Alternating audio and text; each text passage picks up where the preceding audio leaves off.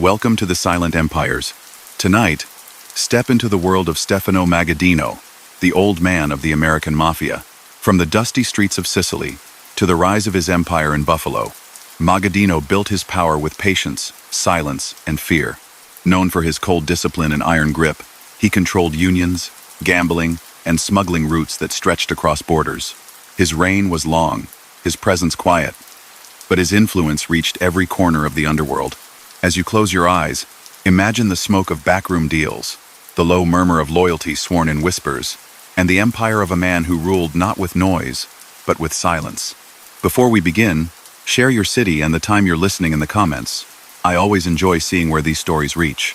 And if you enjoy sleeping stories of gangsters and forgotten empires, don't forget to subscribe and join our family, and also like this video. Your support helps keep these untold stories alive. Now settle in, and let the shadow of Stefano Magaddino's empire guide you into the night. Stefano Magaddino was born in 1,891 inches Castellammare del Golfo, a place where family bonds ran deep and a person's word could be either a shield or a shackle. The rhythms of the port taught self-reliance. The narrow lanes taught caution. Adults carried stories of old feuds and old loyalties like family heirlooms. In that world, boys learned early that respect could protect you, and that speaking too freely could be costly. He absorbed the customs of his village. Keep your promises, keep your temper, and keep your affairs away from prying eyes. Opportunity, though, pointed across the ocean. In the early years of the new century, he traveled to the United States, joining relatives and neighbors who had gone ahead. He landed in a country that promised work but delivered cramped tenements, noisy factory floors, and neighborhoods policed as much by rumor as by law. Immigrant blocks in New York and other cities formed their own ecosystems. Church bells marked time. Grocers fronted credit. Barbershops doubled as newsrooms. The climate of the day included old country threats that had found new ground, and extortion letters sometimes reached store owners who barely spoke English. Law enforcement struggled with language barriers, and trust flowed along ethnic lines. In that environment, men who could mediate disputes or collect debts through persuasion or intimidation carved out a niche. He understood quickly that influence mattered more than headlines, and that a steady hand could outlast a reckless one. A national experiment transformed everything in 1920. Prohibition created a market that invited risk-takers to step into the shadows that had suddenly grown around ordinary bottles. For a man with ties on both sides of the border, the geography near the Great Lakes was a gift. The river offered shortcuts, the bridges carried opportunities, and distribution networks blossomed in the space between bars that had gone dry and customers who hadn't lost their taste. He recognized the value of strong relationships in Canada and New York State, and he rallied dependable people who could serve as lookouts, middlemen, and fixers without drawing attention. Profit came not only from moving goods, but also from guarding territory and maintaining order. He despised chaos because chaos invited raids and unpredictable losses. As money accumulated, he invested with care. He opened a funeral home in Niagara Falls, a respectful front that suited his temperament and gave him an image of civic normalcy. The nickname that followed the Undertaker fit his quiet manner, but it hid the scope of his reach. While undertaking provided a legitimate income, his real leverage lay in building an organization that touched warehouses, speakeasies, transport routes, and the enforcement needed to prevent freeloaders from interfering. He preferred to sit on the edge of meetings, say little, and listen to who deferred to whom. That skill would carry him farther than any bravado. The internal politics of Italian-American underworld life in the 1,920 seconds and early 1,930 seconds were harsh, and lines were drawn between rival factions. The conflict that history remembers as the Castellammare War pulled in leaders from New York and beyond, including men from his hometown network. He aligned with the Castellammare side, valuing their discipline and the shared culture they brought from Sicily. When the smoke cleared in 1931, national leadership reshuffled. A new body for resolving disputes among families, the Commission, took shape, and he was recognized as the man in charge of the organization centered in Buffalo, with respect that extended into parts of Pennsylvania, Ohio, and well into Ontario. He carried Western New York's seat in that council for decades, rarely raising his voice, but rarely losing an argument he truly cared about. His day-to-day business after the end of Prohibition shifted from liquor to a broad portfolio. Illegal gambling filled back rooms, numbers, games, dice, and cards that turned rent money into risk. Bookmaking flourished around sports seasons. Slot machines and vending routes became steady earners. Loans were extended at harsh rates to people who had run out of options. Missed payments brought pressure, not in flamboyant ways, but through quiet reminders that mounted until the borrower came to terms. Labor racketeering offered another avenue, as he and his captains cultivated union contacts who could influence who got hired, who got squeezed, and which jobs got delayed. Those contacts made city projects smoother for friends and more expensive for rivals. From time to time, businesses faced requests for insurance that, in truth, purchased only the absence of trouble. These were crimes: extortion, gambling, usury, bribery, carried out through routine and fear rather than spectacle. The cross-border ties he nurtured during Prohibition did not vanish when the law changed. Instead, the network adapted. Canada remained a crucial partner, with trusted intermediaries in southern Ontario who coordinated club rooms, gambling houses, and distribution corridors for contraband items that came in and out of fashion. His people maintained relationships with figures in Hamilton and Toronto who understood how to keep revenue flowing and attention low. Law enforcement on both sides of the line suspected that his influence crossed jurisdictions with ease, but suspicion was not the same as proof. He avoided wiretaps by rarely speaking on the phone, and avoided showy meetings that brought too many familiar faces into one room. He thrived by dispersing tasks and insisting that subordinates insulate him from daily commotion. His reputation inside his own ranks set him apart. He expected deference, spoke sparingly, and kept personal habits rigid. He rewarded long service, not flash. A capo who showed off drew a cold stare. A man who paid on time received a nod and little else. Respectability mattered to him, and a legitimate business office gave him a desk where police could not simply barge in without cause. He attended church, visited neighbors, and made a point of acting like a conservative patriarch who cared about family rituals. That image helped him weather investigations. When federal and state authorities pieced together cases related to liquor, customs, gambling, or interstate operations, they often found layers of buffers and reluctant witnesses. On more than one occasion, charges were filed against associates while he stood untouched, seen by detectives as a strategist who refused to leave fingerprints on daily operations. The post-war years gave him even more room to maneuver. The wartime black market had created habits among consumers and sellers alike. Shortages taught people how to find goods off the books, and that appetite didn't fade.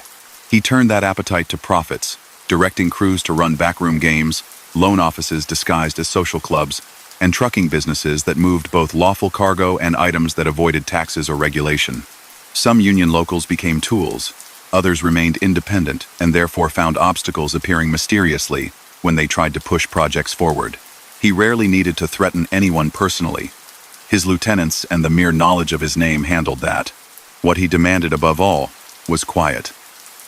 He valued leaders who kept internal quarrels from spilling onto the street. When factions argued, he served as an arbiter, deciding who would keep a district and who would step aside. In New York City, his old country network maintained close ties with leaders of the Bonanno family, a relationship rooted in shared heritage from Castellammare del Golfo. Their kinship by blood and by tradition gave them reasons to cooperate and occasionally to disagree, but they understood each other in ways outsiders did not. On the commission, he backed positions that protected his autonomy in the Great Lakes region. He resisted entanglements that might drag his organization into battles centered in Manhattan. Buffalo's crew had its own culture, quieter, more patient, careful about money and allergic to drama. Meanwhile, his public identity stayed steady. The funeral home hosted wakes for countless families, many with no idea that the owner sat on high councils that balanced American underworld power. He signed paperwork, greeted relatives, and offered condolences in whispers. The dual roles fed each other. The business gave him a respectable routine.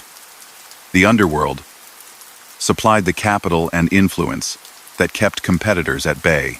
He bought real estate, developed a network of legitimate firms, and placed trusted associates in various posts where they could steer contracts or supply information. He understood that information was as valuable as cash. A whispered tip about a planned raid, a note about a rival's cash flow problems, a heads up that a young hothead was plotting beyond his station. These were all assets. For law enforcement, Building a case against someone like him posed persistent obstacles. He was cautious, patient, and happy to let others chase the limelight. Grand juries heard about payment collections, rigged bids, bribes, and tough men who visited shopkeepers after dark. But the person at the center rarely appeared in surveillance photographs. Detectives in Buffalo, Niagara Falls, and beyond compiled charts on his organization's structure. Boss at the top, an underboss who ran Western New York day to day, capos in places like Rochester, Utica, Erie, and across the border, soldiers and associates beneath them.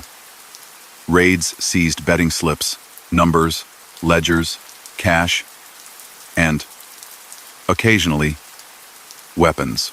Arrests came in waves, especially during national drives against organized crime. Some of his subordinates served time for gambling, extortion, or tax violations. He avoided long sentences for years, a testament to both his caution and the reluctance of frightened witnesses. Yet cracks appeared, as they always do in structures built on secrecy and fear. At times, younger men complained that the old boss held the purse strings too tight. Profits from narcotics, an area many older leaders despised because it brought heavy attention, tempted crews who wanted fast money. He resisted broad involvement in that trade, wary of the heat it would bring. Even so, authorities later linked people in his orbit to drug cases. Whether he directly approved or merely tolerated certain ventures remains a matter of debate in police files and memoirs. What is uncontested is that his family's core revenue streamed from illegal gambling, loan sharking, extortion, and the leverage exerted through union and business contacts. Those activities were no secret to investigators. Proving the boss's role was the challenge that set careers in motion. He kept his distance from floods of publicity and preferred that others serve as lightning rods. Community figures who enjoyed respectability sometimes turned out when the curtain was peeled back to be connected to his world. Civic clubs, small charities, and political ward leaders found donations and favors at key moments. The favors bought goodwill and sometimes silence. Police captains rotated, district attorneys campaigned, names changed. He remained. By the mid-1950s, his tenure had already outlasted those of most peers. He saw men arrive with ambition, drift into carelessness, and fall. He saw reformers launch cleanups and then move on to other posts before the job was finished. His confidence in time itself was unshakable. Time would erode investigations. Time would scatter witnesses. Time would hand him another opening. He was not invulnerable, though, and the era's most notorious gathering and upstate meeting that drew leaders from all over changed the climate for everyone, including him. He knew better than to appear in photographs with dozens of familiar faces under one roof. He favored the habit that had kept him safe. Stay near home, stay quiet, and let others hold the bag when attention descends. Even so, the shock waves from that moment shook Western New York, and the quiet undertaker felt the ground shift under his polished shoes. The uproar from that hill in the southern tier didn't fade the next week or the next year. After the raid on the gathering near Binghamton, troopers logged plates, reporters swarmed courthouse steps, and public officials who'd long downplayed the scale of organized crime were forced to admit there was a national structure. In Western New York, people began to connect faces from the newspaper to familiar names in civic clubs and business circles. One of the men stopped near the property. A well-known Buffalo businessman with a stake in bottling and community groups insisted he'd taken a wrong turn. The city didn't buy it. He resigned from public posts and returned to private life, and his fall sent a second shockwave, proof that the quiet network around the funeral director in Niagara Falls had real weight. As for the undertaker himself, he looked at the mess and decided on tighter discipline. No large meetings, no casual visits, no chances. He called fewer gatherings and relied on short, controlled conversations. Associates would be summoned to the funeral home for reasons no one could challenge, and behind closed doors he heard reports and gave instructions. He kept intermediaries between himself and cash routes, insisting that collections be staggered. When he did sit with a man, he asked for details. What the take looked like on the East Side policy route, which card games were drawing steady crowds, which bookmaker needed a warning about sloppy record-keeping. He asked who was late, who grumbled, and who seemed too interested in matters above his rank. Some were told to cool off, some were moved, a few were quietly frozen out. His philosophy didn't change. Order first, profit second, ego last. Revenue never came from one source. Numbers writers collected small bets all day long in groceries, barber chairs, and candy stores, turning dimes into dependable revenue. Bookmakers took action on baseball, college football, and prize fights, paying winners fast enough to keep the stools filled and shaving odds to keep the house safe. Jukeboxes and cigarette machines fed coins into routes that his people controlled. Vending contracts for factories and lunch counters looked legitimate on paper, but often only arrived after a nudge that could not be ignored. Loans went out to small shop owners, taxi drivers, and anyone whose need outweighed fear. Payments were enforced through reminders that eroded the borrower's sleep. In construction, certain union officers gained influence they used to steer contracts, slow deliveries, or schedule safety checks that cost money until a sponsor intervened. None of this needed headlines to work. It needed routine, and the understanding that refusing a request would only create problems. The border added another dimension. He had built ties in southern Ontario since the liquor days, and kept them alive through family friendships, business arrangements, and shared caution. Hamilton and Toronto crews cooperated on clue brooms, card spots, and distribution for bootleg cigarettes that skirted tax rules. Trucks crossed at bridges and ferries connecting Fort Erie, Queenston, and Lewiston, driven by men who knew which lanes moved faster and which uniforms were more tolerant. Brokers who handled coin-op machines and amusement licenses in Ontario answered to figures who, in turn, respected his authority. The Canadian side had its own leaders, hard men who ran their cities, but on cross-border matters, they looked to Niagara Falls for arbitration. If a dispute involved money or respect on both sides of the river, the undertaker's word usually settled it. Law enforcement took the hint from that hillside raid and pushed hard. State troopers, local detectives, and federal agents formed task forces, reading ledgers, flipping numbers, runners, and tracing phone calls. There were stings on backroom dice, periodic raids on social clubs, and dark cars outside houses in North Tonawanda, Niagara Falls, and Buffalo's west side. Agents gathered tax records, reviewed customs paperwork, and tried to place him in rooms with key earners. He left few footprints. He avoided phones, relied on hand-delivered notes, and used legal meetings, wakes, church events, and business openings to say what needed saying. When arrests came, they often hit underlings, a bookmaker with slips in his pocket, an enforcer who had pressed a debtor, a union officer tied to bid fixing. Prosecutors tried to point upward. Defense lawyers insisted their clients were independent. He remained a rumor to juries and a frustration to investigators who knew he was the pivot. His national standing rose after the turmoil of the early 930 seconds and never really slipped, even when younger bosses in New York City chased headlines. He wasn't a showman.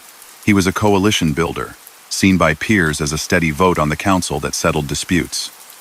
His roots in Castellamare del Golfo mattered. Through kinship and tradition, he aligned with leaders who shared that origin, notably the man who controlled a New York family that carried the same town's name like a badge. Their bond made joint ventures easier, allowed for quiet favors, and stabilized lines of communication from Manhattan up to the Great Lakes and across to Ontario. Cooperative arrangements might cover loan territories, shipping routes for contraband goods, or arbitration when a problem needed a strong voice but not a war. Public pressure reached a peak in the early 960 seconds, when a federal witness broke the code and spoke into microphones. In 1963, a soldier from a New York family gave testimony that a national structure existed and identified leaders by city. The Undertaker's name appeared on that list as the man for Buffalo. The testimony did not convict him of a specific offense, but it stripped away the last pretense that his world was a loose assortment of neighborhood toughs.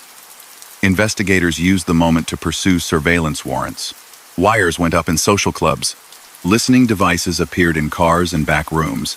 Agents mapped relationships and tried to penetrate the layer of couriers and buffers that kept distance between him and day-to-day acts that could trigger charges. Through it all, he maintained routines that projected calm. He lived modestly for a man at the center of so much movement. He wore subdued suits, drove sensible cars, and paid more attention to punctuality than to polish. On Sundays, he showed up at church. He visited people in the hospital, attended wakes, and sometimes slipped an envelope to a family that had fallen behind on bills. Those gestures were not just sentiment, they cemented loyalty. A shopkeeper who'd received help would think twice about cooperating with an outsider in a courtroom. Rivals who mistook quiet for weakness learned otherwise. Disagreements over slices of revenue in Erie, in Rochester, in small towns where one crew overlapped with another were brought to him. He listened, asked about percentages, longevity, and who had put in work when times were lean. He weighed seniority and territory, and rendered decisions that might disappoint one side but usually avoided escalation. On issues he considered non-negotiable: respect for his position, discipline in public, adherence to the rules that kept heat away, he stood firm. Men who loved talk found themselves excluded. Men who kept books clean and mouths shut were promoted. He steered clear of the one trade that brought the worst attention. Older leaders had learned that narcotics pulled relentless scrutiny and stiff penalties. When younger men pitched fast money from that market, he dismissed the idea. Yet investigators later tied people on his edges to schemes moving product through Montreal and New York. Whether they acted with his blessing, against explicit orders, or under the protection of someone who hid their moves, remains debated in reports and memoirs. What is clear is that he kept core earnings rooted in gambling, loans, extortion, and influence over labor, because those streams were steadier and, he believed, easier to defend legally. When drug indictments appeared around the region, he let distance and denials shield him. His control extended across decades because he understood how to fold legitimate business into his world. Real estate bought through front men housed social clubs and offices. Trucking companies carried both lawful freight and items that avoided taxes. Linen services, supply firms, and service contracts for factories created small groups of employees who owed their jobs to a quiet sponsor. On the surface, these companies looked like any others. Inside, they served as cover, as cash laundries, and as levers that could be pulled when a contract or a permit needed help. Politically, he cultivated ward leaders and council members who could make phone calls disappear or slow an inconvenient inspection. But the forces that gnawed at long reins gathered out of sight. As the 1,960 seconds wore on, some younger men in his orbit complained that the old man skimmed too much. They wanted a bigger share and a freer hand. They also resented the strict limits he placed on flashy ventures that promised quick returns. When a senior figure in Buffalo's civic life, his old lieutenant who'd been caught near that famous gathering, died in the mid-1,960 seconds, it left a hole in the buffer zone between the underworld and the city's respectable facade. Replacing someone who had that blend of business standing and old country credibility wasn't easy. With that loss, the boss faced more exposure and fewer friends who could tamp down trouble with a call. Even as the mood shifted, he kept a tight schedule. Mornings brought legitimate duties at the funeral home. Afternoons brought reports from district captains, how the numbers bank performed, which clubs were drawing crowds across the border, whether union officers in certain locals needed a reminder. Evenings were reserved for family or a short visit to a back room where he could be seen just long enough to remind people that the center still held. When investigators tailed his car, they often found themselves watching a man who seemed to lead a quiet, almost unremarkable life. They knew the truth. They couldn't capture the proof. Pressure built again in the late 1,960 seconds, when wiretaps and informants brought agents closer to the inner circle than ever before. Authorities moved against loan operations and extortion schemes that had been nearly invisible for years. During one series of raids, police seized a large sum of cash hidden in a relative's home. A discovery splashed across headlines. The number shocked men who had been told profits were tight and expenses high. Grumbling in social clubs grew louder. Some blamed the boss for hoarding revenue. Others blamed the public attention on careless subordinates. For the first time in a long while, the undertaker faced not only outside investigation but also inside resentment that could not be handled by simply switching routes or enforcing a quiet demotion. The fallout from those raids marked a turning point. Arrests touched his immediate family and senior aides, dragging the organization into court on charges related to loan sharking, conspiracy, and illegal gambling. He was arrested, posted bond, and prepared defense. Lawyers fought evidence, challenged surveillance, and tried to portray the cash as lawful savings. He had seen cases come and go, and his confidence in time's ability to blunt prosecutors remained. Still, the calm surface showed ripples. Younger captains eyed autonomy. The Rochester crew, long under Buffalo's umbrella, felt strong enough to press for more independence. In Ontario, A new generation of leaders calculated how closely they needed to tie themselves to Niagara Falls when attention traveled so easily across the bridge. That period did not end his rule, but it weakened the quiet certainty that had defined it. He still met people at the funeral home. He still insisted on order, on slow money over loud money, on meetings conducted at a whisper. He still commanded respect from peers on national councils, men who had survived since the days of bootleg whiskey and who appreciated a steady hand. Yet the swirl around him, investigations, seizures, cases that named him outright, had pierced the aura that once made his name alone enough to calm conflict. The undertaker could still summon a man with a message.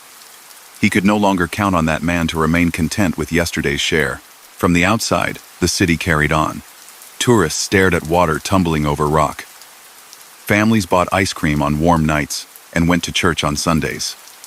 In back rooms, bets were placed and debts enforced. In offices, contracts moved from one inbox to another, with invisible pauses and accelerations that served sponsors. That dual-life public normalcy, private leverage had defined his career. After the raids and arrests, the city held its breath to see whether the man in the black suit would keep balance a while longer, or whether the tide had finally begun to pull him back toward the currents he had navigated for so long. The new decade arrived with flashing lights in the rear view and a thin frost on every conversation. By then, the man in the black suit had lived through raids, hearings, and headlines, and yet the quiet routine still anchored him. He rose early, checked on the funeral home, walked among flower stands, nodded to clerks, and returned phone calls only when necessary. Time had taught him that distance protected the center. Orders traveled by courier. Meetings were brief and carefully staged. His creed had not changed. Keep the machine steady. Keep the noise down. Keep the attention elsewhere. But the storm that gathered in the late 1960 seconds would not pass quickly. The burglary that exposed hidden cash in a relative's house had done more than fill columns in the papers. It pried open a long simmering grievance inside his circle. Men who had served for years quietly asked why the boss held enormous reserves while they juggled expenses and court fees. He had long preached frugality and restraint. He believed a leader should hold a deep reserve so he could steady the organization during droughts and crises. That logic, once accepted without argument, no longer satisfied younger captains who wanted a larger share. Resentment surfaced in jokes, in slow walks to the count room, in glances across card tables that said more than words. He responded the only way he knew, by tightening structure. Collections moved on a stricter schedule. Ledgers were reviewed more frequently. He shifted personnel so that ambitious men with growing followings were placed where they could earn but not dominate. He also leaned on the bonds that had held the organization together for decades. Respect for elders, recognition of territory, patience over impulse. Those bonds still mattered to many. The old man's steady presence calmed rooms that might have erupted under a flashier ruler. Yet it was clear even to him that the world outside had changed. Prosecutors were learning new tools, and agents were done marveling at the idea of a national council.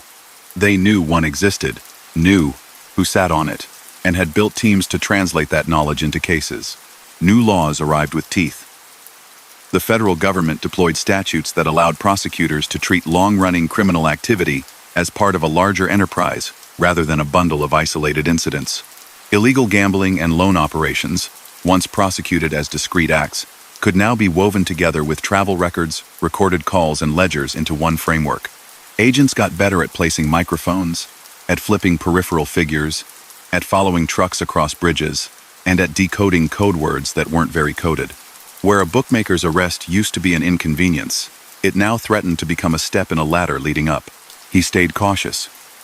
He said less, traveled less, and insisted that men beneath him shielded him from daily messes.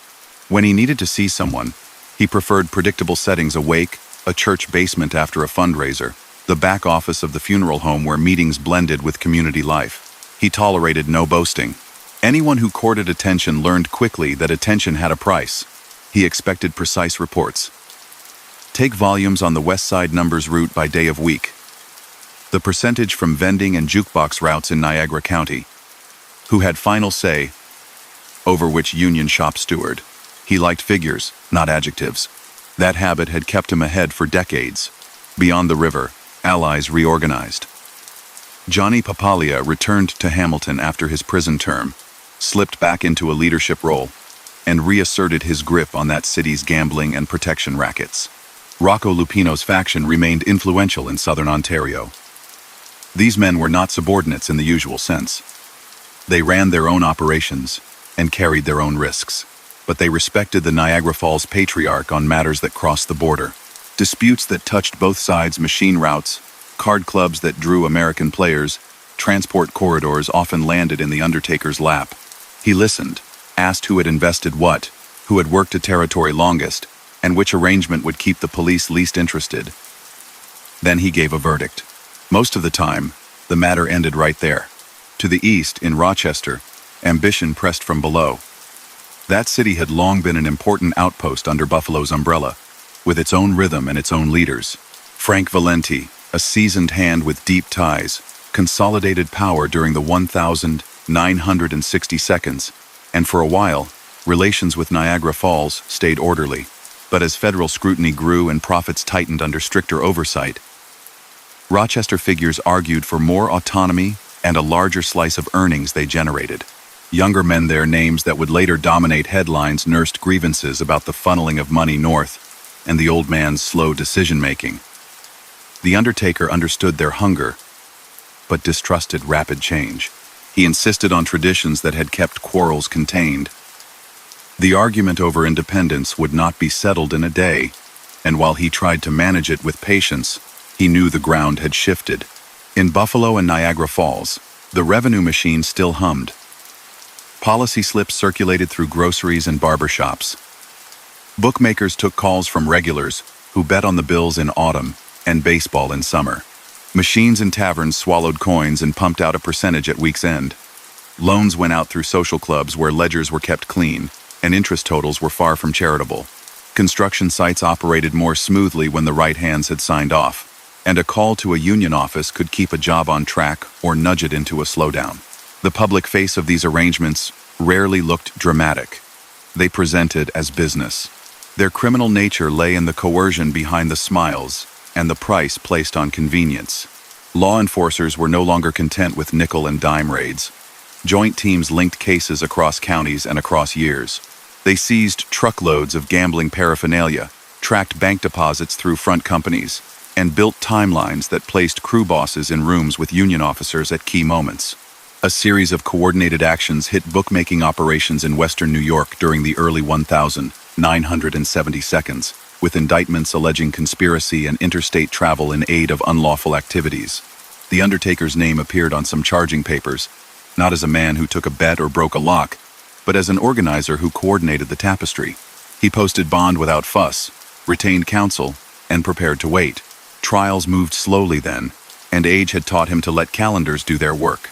Inside his own world, the family argument over money didn't fade. The subject of reserves, how much he held back, how much flowed to lieutenants, how much to the rank and file, sparred with the topic of strategy. Some wanted expansion into riskier markets that promised quick returns. He refused. Others argued that the best way to handle increased surveillance was to decentralize dramatically. He preferred careful consolidation. He was not a man who chased novelty. His eyes had been trained by the long arc from bootleg whiskey to vending routes to post-war construction, and he trusted systems that had survived reforms, wars, and elections. On the public stage, his image hardly changed. He walked to church at the same pace, greeted mourners with the same quiet tone, and steered clear of cameras. People in the neighborhood saw a conservative businessman with impeccable routines. Older residents appreciated his manners. Younger ones whispered about the reputation behind them. He wrote checks to small charities, attended civic dinners, and kept a stable daily rhythm that suggested he had never heard a siren. It was a studied ordinariness that kept him safe as a younger generation of bosses elsewhere cultivated flash that led to magazine covers and federal squads. In New York City, the unfolding drama around his old country cousin removed a complicated variable. Joe Bonanno's conflict with his own family and with national leadership had dragged on, producing arrests, disappearances, and a reconfiguration that took years to settle. The Undertaker had aligned with the national consensus against his old ally when stability demanded it. In the early 1,970 seconds, as the Bonanno family struggled to restore order under new faces, Buffalo and Niagara Falls stayed out of the daily crossfire. He didn't want coastal vendettas to spill into the Great Lakes. He wanted steady earnings, quiet corridors, and predictable meetings. His health began to reflect the weight of years. He was in his 80s by the early 1970 seconds. And though his mind remained demanding and direct, the long days and the steady parade of court dates wore on him. He leaned more heavily on trusted aides, including relatives who had served him since Prohibition. Delegation was not new to him. What changed was the necessity of it. He reviewed reports seated more often than standing, and spent fewer late nights in the back rooms where disputes were ironed out.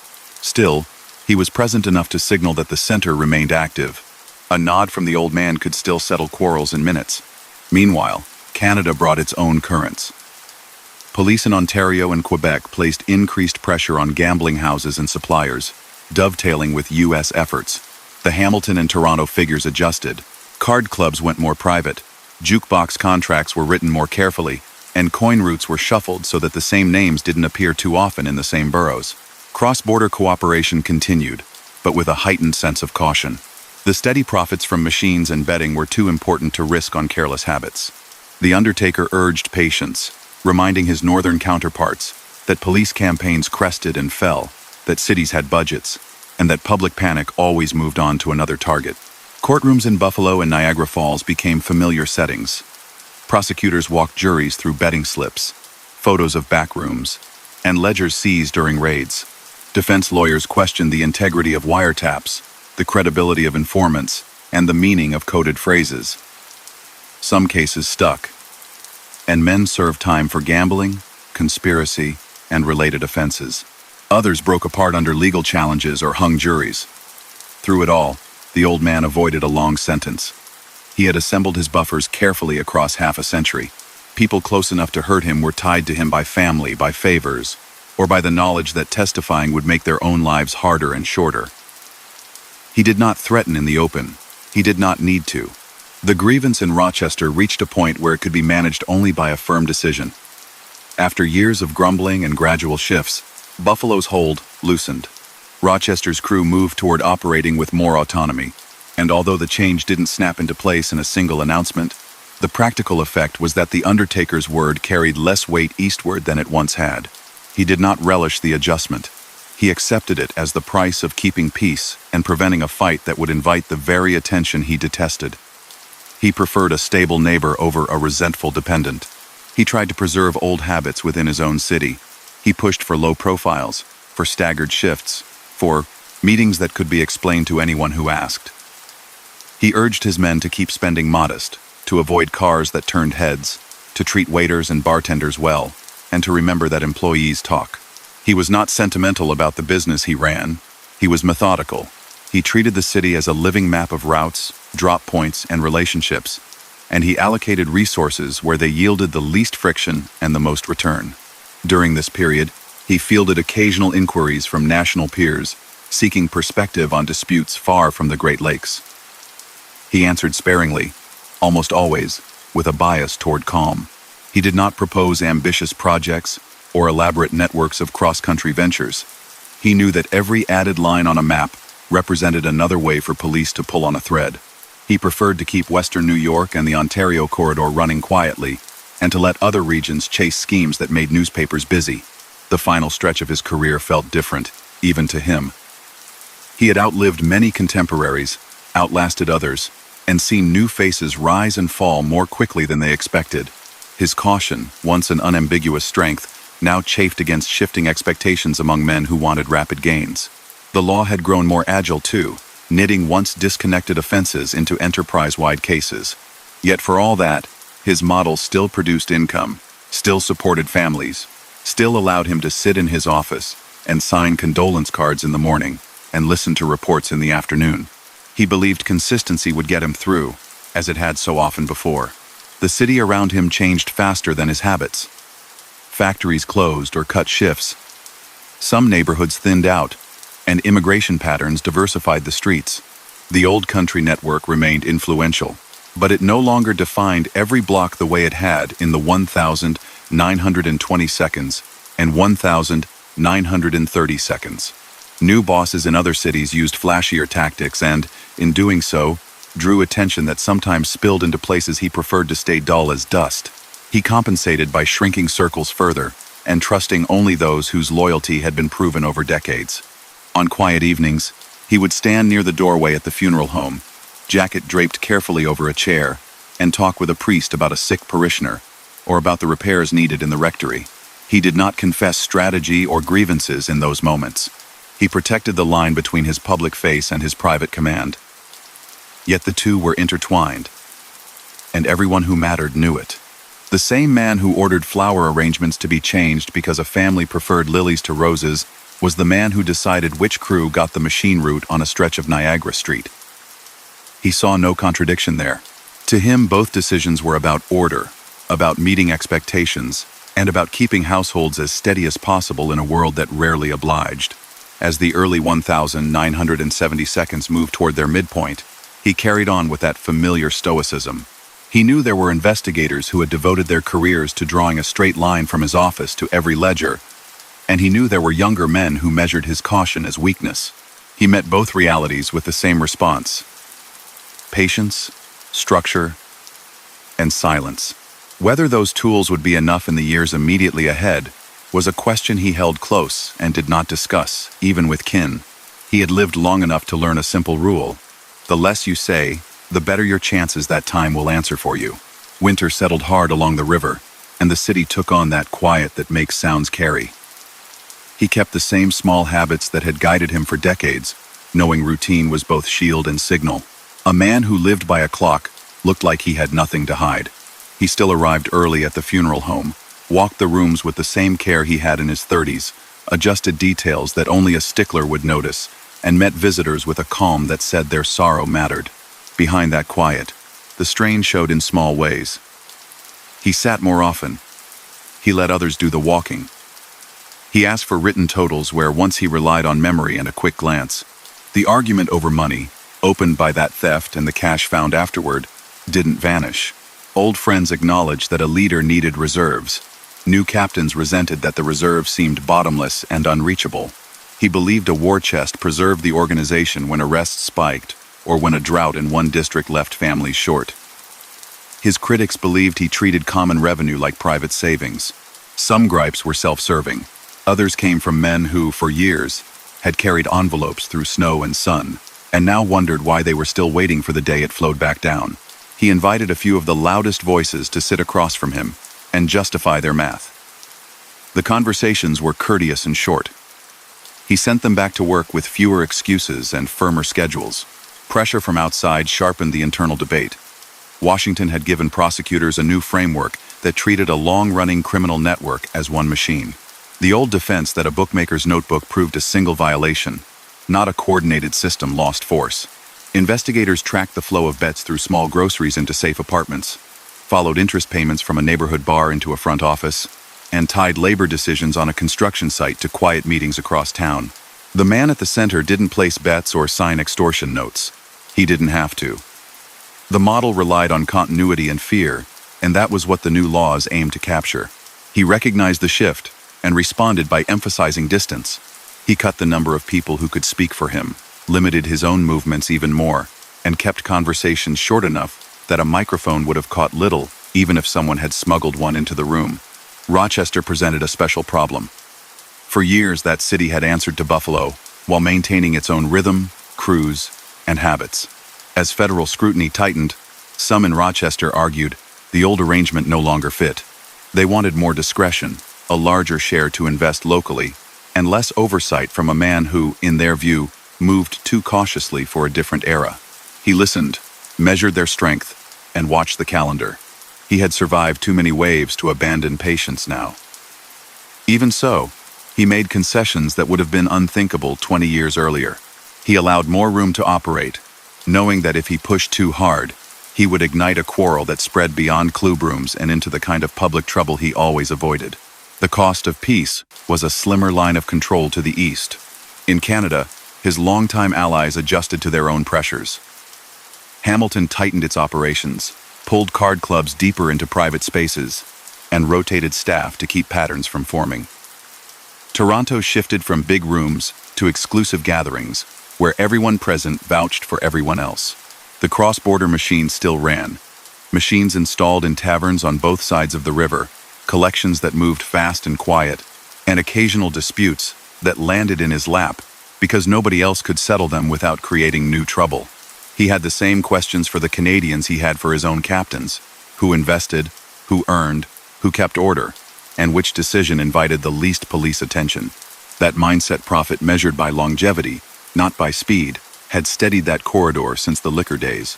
Investigators in Buffalo, Niagara Falls, and Albany coordinated with their counterparts in Ottawa and Toronto. Files moved back and forth. Names that once appeared only in local case notes began to show up on both sides of the border.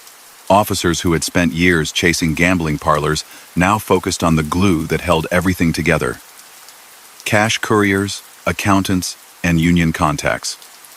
The undertaker's age did not spare him. He was arrested more than once on conspiracy counts tied to gambling and loans, posed for photographs he didn't want, posted bond without complaint, and went home. He didn't offer comments on courthouse steps. He never did. He let lawyers talk when talking couldn't be avoided.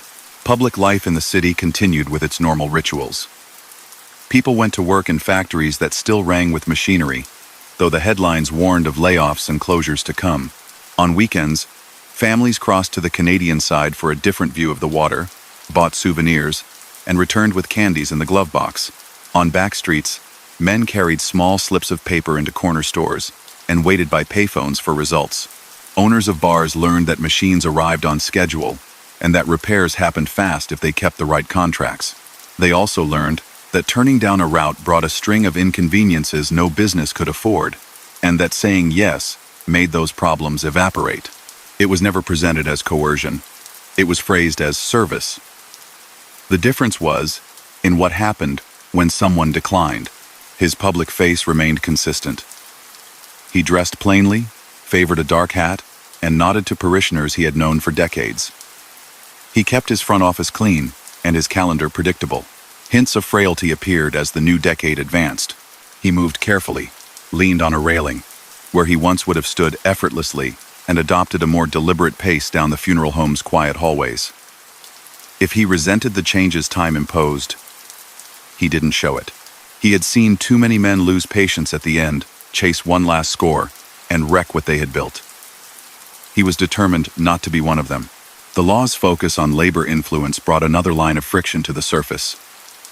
City projects, road repairs, and private developments all intersected with union offices. For years, leverage there had meant jobs for friends, pressure on rivals, and predictable schedules for those who paid to keep the lanes clear.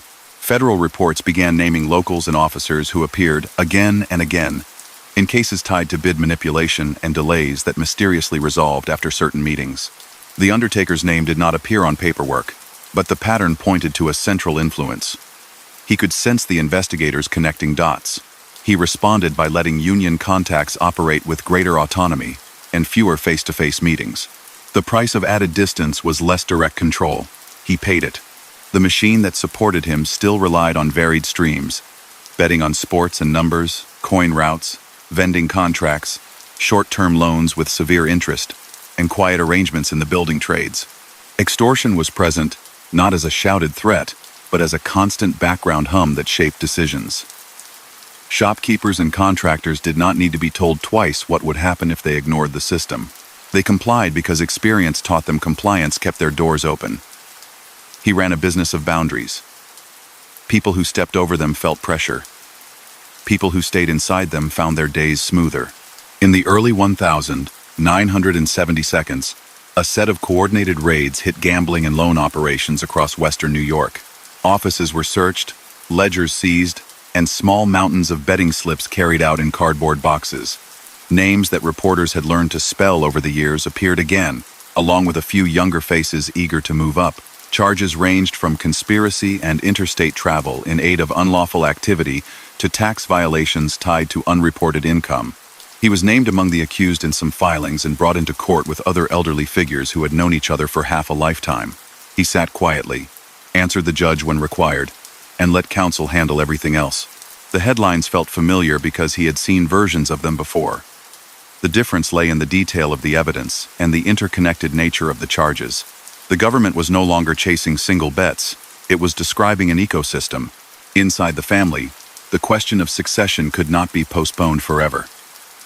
He had sons and relatives who had grown up in the shadow of his office and understood its rhythms. He had senior aides who had proven reliable beyond doubt. He had outside allies, especially across the border, who respected his authority but would insist on their own interests when the time came. He started to shift pieces quietly, preparing the organization to run without him in the room. He resisted public declarations. In his world, loud announcements invited challenge. He preferred to acknowledge roles subtly: who collected from whom, who sat at which table in which back room, and who carried messages between districts.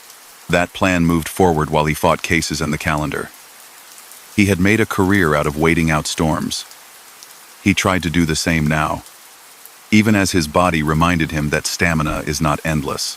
He insisted on reading summaries of collections and expense lists, asked pointed questions about who was under surveillance, and told his lieutenants to limit travel that might land them in reports they didn't need to be in. He cut meetings to essential numbers. No crowded rooms, no long sessions. No chance for a microphone to capture casual talk that could be twisted later. He had always believed that silence was armor. He wore it as faithfully as ever. The end came in the summer of 1974. He was in his 80s, the rare figure whose tenure had stretched from the tail end of one century into the middle of another. He had outlasted peers who burned bright and fast, and he had survived public storms that ruined men who liked their names in print. Even so, time keeps its own ledger. He died after a brief illness, leaving behind a city that knew him in two contradictory ways: as a dignified businessman who ran a somber, necessary service, and as the steady hand behind a far-reaching enterprise that had set prices on defiance for half a century. Reporters wrote obituaries that balanced those facts. Community members attended services, some out of respect, some out of curiosity, and some because in that town, one pays respects whether or not one approved of the deceased's second life. His funeral unfolded with the restraint he admired. There were no dramatic scenes, no outbursts. Men who had not hugged in public in 20 years shook hands and kept their voices level. The church ceremony emphasized faith and family. The city's police watched with a careful eye from a distance. Cameras recorded faces but caught little conversation. His own funeral home, the stage for so many other families' grief, fulfilled its role once more. The detail he always demanded appeared in small touches. Flowers arranged just so, a procession that moved on time. Quiet guidance for people who didn't know where to stand.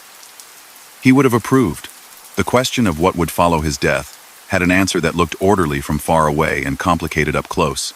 Senior figures stepped forward, some as caretakers, some with ambitions that had been postponed out of deference. The National Council kept an interest in Western New York's stability. Allies across the river wanted continuity more than change, because continuity protected revenue. Younger men hoped the departure of the old patriarch would loosen rules and raise shares. The men closest to him tried to carry his model forward. Low profiles, tight circles, and a bias in favor of slow, steady income. Change arrived anyway. It always does, after a long reign ends. As for the record of what he had built and what laws said he had done, it was not a mystery. Authorities tied his organization to bootlegging during Prohibition, to cross-border smuggling, to illegal gambling that stretched from barbershops to phone rooms, to loan sharking that made hard times harder, to extortion that hid behind polite phrases, to labor racketeering that manipulated bids and schedules, and to bribery that turned public power into private service. Investigators also connected figures around him to narcotics cases over the years, though he resisted that market because it brought heat that burned everyone. He built a structure that touched bars, diners, warehouses, trucking firms, vending companies, union halls, and small political offices. He did not invent those angles.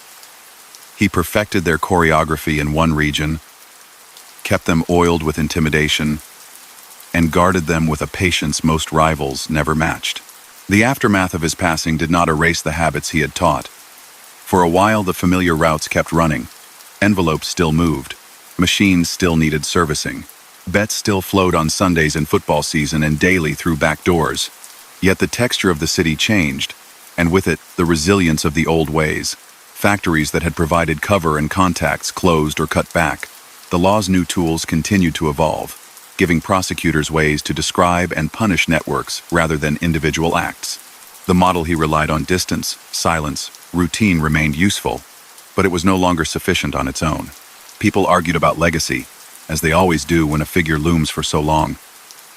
Admirers inside his world praised discipline, generosity to loyal families, and a steady hand that kept street fights to a minimum. Critics, inside and out, remembered fear, the cost of insurance, the pressure on borrowers, and the weight placed on city institutions that should have belonged to everyone. Both views captured something true. He did keep order, but the order served his enterprise, not the public. He was charitable in ways that bought loyalty.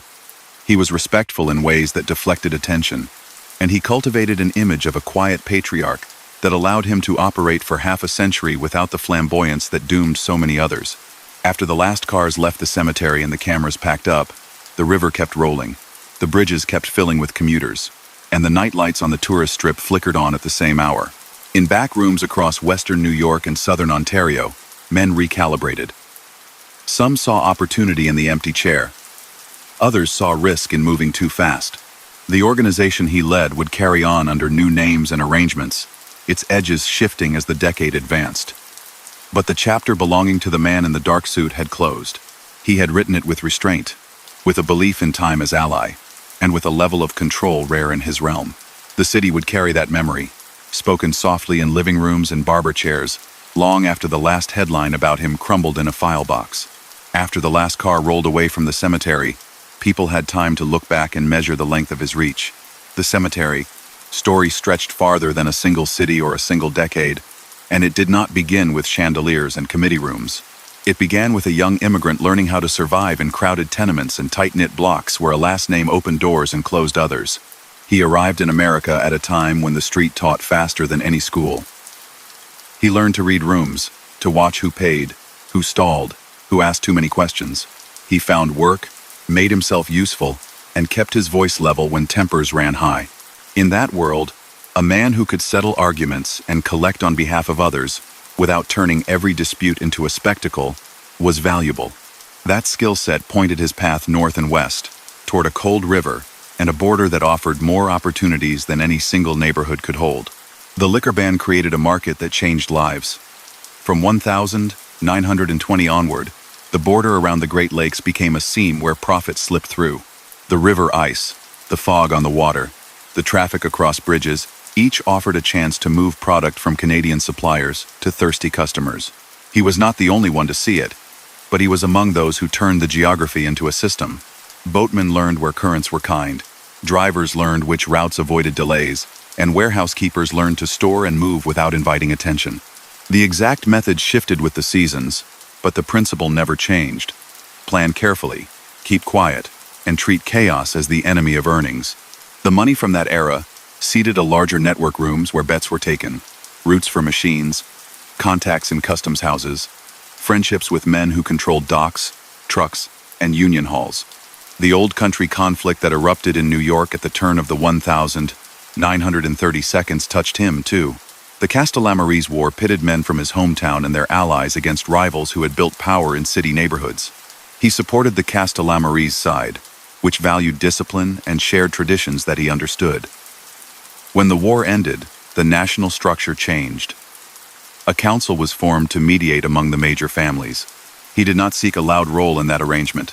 He accepted the seat that matched his territory and temperament. Western New York, and the corridors that stretched east and across the border, fell under his hand.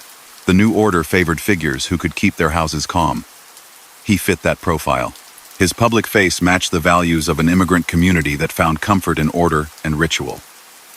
He opened and ran a funeral home in Niagara Falls, a setting that demanded focus, modesty, and respect. Families trusted him with their hardest days. The same attention to detail, flowers aligned, processions on time, paperwork clean, carried into his other life. The funeral home brought a steady stream of legitimate visitors to his office and gave him a reason to be quiet, exact, and constantly present. Neighbors saw a conservative businessman who showed up at church, paid attention to family, and kept a tidy property. He made sure that picture stayed clear. because it protected him when other parts of his life drew questions. His business model after the liquor ban ended was simple in outline and complex in practice. Illegal gambling flourished in back rooms and behind storefronts. Small bets on numbers added up. Bookmakers took calls on baseball in summer, football in fall, and big fights whenever they arrived. Vending and jukebox routes rotated through taverns and diners, producing coins that were counted carefully. Short-term loans went to people who could not go to banks and to gamblers who could not stop. The interest rates were harsh, and the reminders for late payers were calm but unmistakable. Labor influence expanded his reach. Press accounts and court filings later detailed how certain locals, most notably Laborers Local 210 Inches Buffalo, became a lever. Work sites moved more smoothly when the right people nodded. Delays appeared when they did not. The crimes were old ones with new mechanics. Extortion carried out as customer service. Usury disguised as emergency help. Bribery wrapped in civic language. His reputation grew without grandstanding. He avoided microphones and flashes. He sat on the edge of tables and let others talk, weighing patience against pride. He rewarded men who delivered quietly and clipped the wings of those who loved attention. He did not have to raise his voice often. In his world, a nod could move money and men, and a silence could feel like a command. This posture confused some officials early on, because many expected a boss to look like an actor's idea of a boss. By the time they realized that the calm undertaker ran a region, his buffers were in place. The raid on the gathering at Joseph Barbara's place in Appalachian blew open a truth that had hovered in reports for years. The seen cars on country roads, men sprinting across damp lawns became a symbol. For Western New York, another detail hit even harder. A respected Buffalo civic figure, John C. Montana, was stopped near the property and struggled to explain why.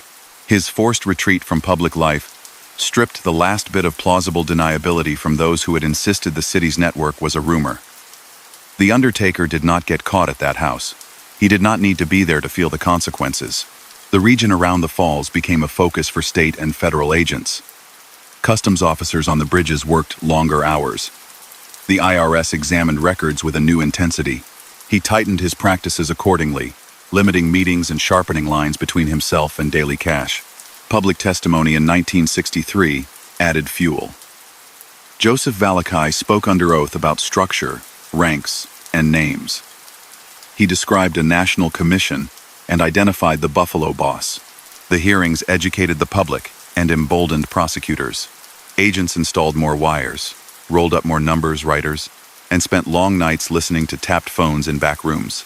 The undertaker responded with the habits that had kept him steady. Fewer words, fewer calls, and a reliance on couriers who did not drink, did not gossip, and did not deviate from the script.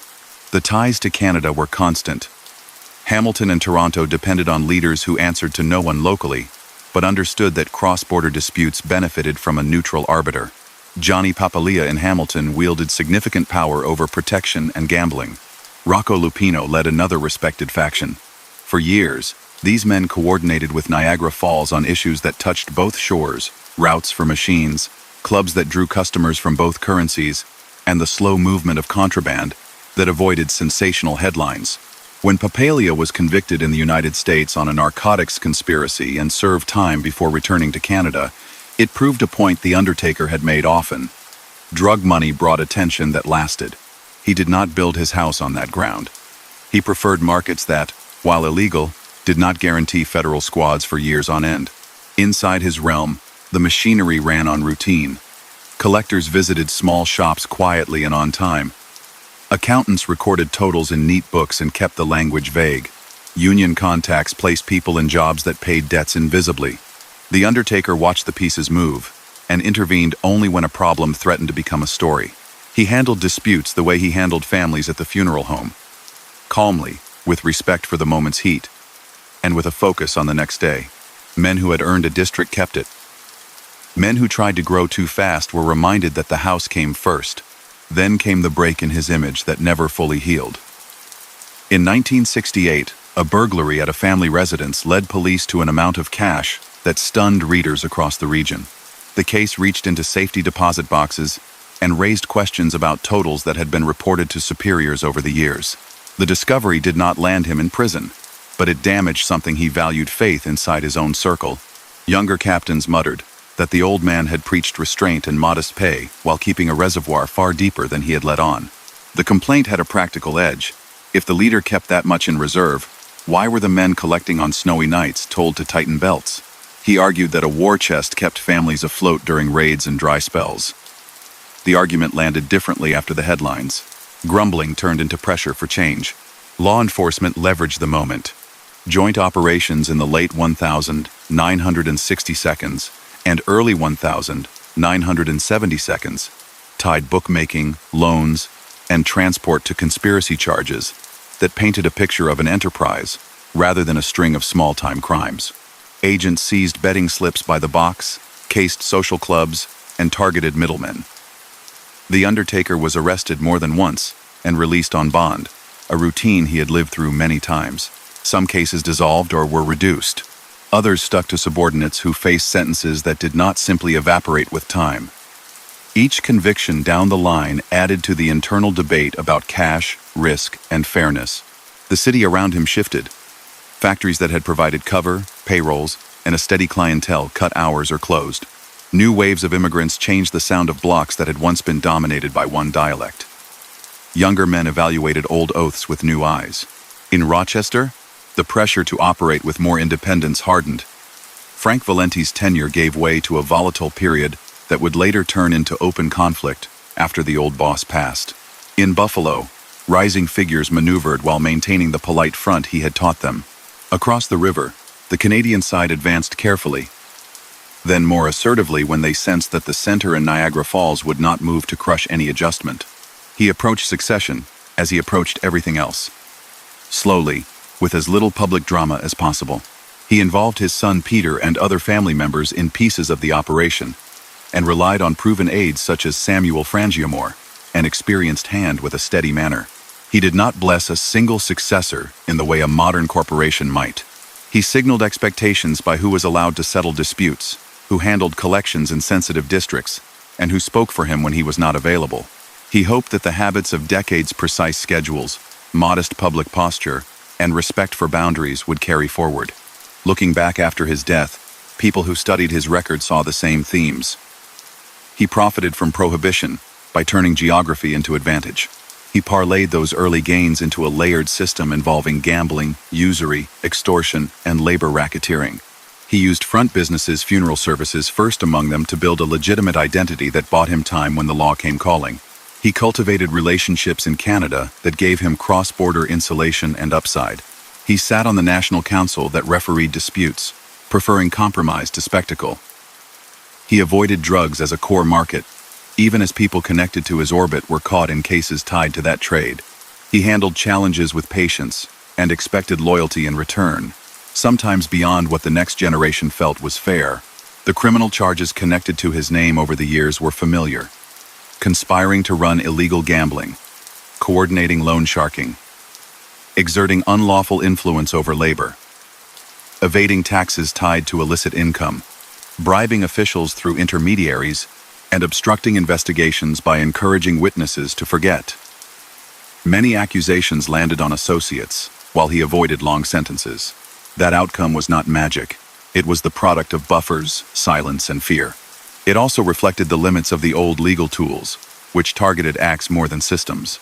As those tools evolved into enterprise laws with broader reach, prosecutors were better positioned to tell jurors a complete story about men like him. He left before that new era reshaped outcomes entirely. In Western New York, the years after he died confirmed both the strength and the fragility of what he built. For a time, the Buffalo organization kept the same quiet rhythms under caretakers who respected his style. Samuel Frangiamore emerged as a senior figure who could manage with a similar low profile. But change crept in. Younger earners wanted more freedom. Federal offices in Buffalo and Rochester grew more aggressive and better funded. Across the border, Canadian groups asserted themselves with less deference to Niagara Falls. The old balance won patriarch. A few steady lieutenants and predictable tributaries gave way to a looser arrangement that invited more risk. The Rochester struggle that followed became a cautionary tale. Without the Undertaker's steady hand and intimidating calm, disputes that once would have been settled in a room with 3 chairs and a clock on the wall turned into a layered feud. Bombings and ambushes in the late 1970s drew headlines and sent a message the old boss had spent his life avoiding. Public violence invites public wrath. Those events unfolded after his death, but their roots lay partly in the loosening of a system he had kept tight. Men who had murmured about autonomy finally acted on it, with results that backed his long-held belief that loud moves cost money. What set him apart was not invincibility but consistency. He played the long game, refused to gamble the house on quick hits, and treated calm as capital. He was not a celebrity. He was a civil servant of a parallel economy, performing the dull tasks that keep illegal markets running, assigning routes, enforcing payment schedules, mediating turf overlaps, and keeping allies focused on mutual interest rather than pride. He believed that if he could avoid spectacle, he could avoid disaster. For more than 50 years, he was largely right. At the same time, the damage done by his enterprise was real. Gamblers lost paychecks that households needed. Small stores paid insurance to avoid trouble that should not have existed. Borrowers sank under interest that had no mercy. Public projects cost more when labor pressure and stealthy bribes distorted bids. The advantage he built for his circle was a disadvantage others paid for, quietly, across decades. Community donations softened his image but did not erase the basic truth that his power depended on coercion. He understood that truth, and he managed it with a gentleness of tone that did not change its substance. His legacy sits in a complicated space. Historians cite his longevity, his cross-border integration, and his role on the National Council. Law enforcement points to the challenge of prosecuting a leader who almost never left a direct trail, a lesson that shaped the development of enterprise statutes. Families in his neighborhoods remember a courteous man in a dark suit, and others recall the stress of paying a percentage to keep a bar open or a job site calm. The Canadian side tells its own tales of cooperation and rivalry, of Hamilton's steady figures and Toronto's careful operators, all tied to a name in Niagara Falls who preferred nods to speeches. When people in Buffalo and Niagara Falls talk about that era, they still mention the funeral home. They remember how the owner carried himself, how he always looked like he was on time for something important, but never in a rush. They remember how he slipped into pews for mass and out again without being trapped by small talk. They remember how a polite greeting could mean simple courtesy or something more, depending on who heard it. They remember that he lasted. He lasted from the time when cars were still a novelty through the rise of television, and into the years when policymakers learned to describe what he ran in words like enterprise and racketeering. In the balance sheet of his life, attention was a debt he avoided paying. He chose routine over legend, systems over stories, and distance over applause. That choice built a structure that ran in the background of a region for a half-century, touching payphones and payrolls, kitchens and contracts, bridges and backrooms. When time finally called his account due, the city he had shaped kept moving, as cities do. But in the quiet hours late in bars, early in barber chairs, during coffee in the back of a bakery, people still say his name softly and argue about what it meant, what it cost, and why it endured as long as it did. The city carried his imprint long before people realized it, and the imprint came from a way of working that favored small moves over grand scenes. He believed in quiet corridors, in cash that moved like a tide, and in a chain of trust that could survive winters, raids, and elections. The shape of that chain mattered as much as any single deal. At the top, the funeral director in Niagara Falls asked for clarity and calm. Just beneath him, a few seasoned lieutenants absorbed pressure, shuffled routes, and kept score. Below them, captains managed crews in Buffalo's neighborhoods, the towns along the lake, Erie and Pennsylvania, and over the bridges into Hamilton and Toronto. Beyond those circles, associates ran errands, placed machines, took bets, and collected interest. Everyone knew who could speak for whom. Everyone knew the cost of skipping a step. He treated bookmaking like a business with departments. One set of rooms handled football lines on Thursdays and Fridays, adjusted to injuries and weather, and settled on Mondays with regulars who called from the same payphones. Another room devoted itself to baseball and boxing, a slower rhythm but constant through warm months. A completely different squad carried the daily numbers. Runners took tiny wagers in shops and on corners, collected them at lunch, and passed the sheets to a small apartment where two clerks transcribed and totaled. The numbers bank needed reliability more than muscle. It had to pay winners fast and quietly, or the whole enterprise lost trust. He checked payment ratios the way a store owner checks inventory. If a district's payout spiked, he wanted to know whether luck, sloppy calculation, or a leak caused it. Machines were a separate pillar. Jukeboxes, pin games, cigarette dispensers, and later new amusements gave him leverage in taverns and diners. A route had value because it bundled service, supply, and a promise that nuisance would be kept away. Contracts were written by front companies, signed by proprietors who found the terms reasonable, and enforced by men who showed up on time in work shirts to fix jams and swap coin boxes. The profit was not just in quarters.